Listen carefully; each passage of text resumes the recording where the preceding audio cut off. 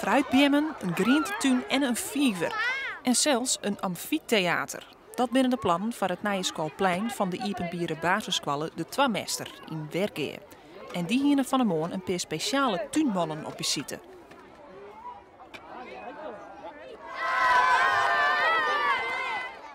Er komt een voetbalveldje en ja, er komt een meidenbank hier en er komt een zonnemuur en er komt nog een viever en dan kunnen we mooi de creatieve meetje, dan hebben we wetsers en dat is hoe wetten en dan kunnen we direct proefjes doen.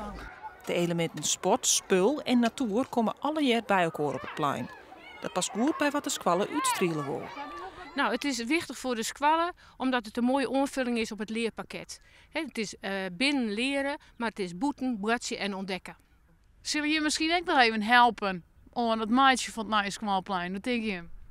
Ja, we gaan hier. Daar gaan we met het hele squallen vlechtje.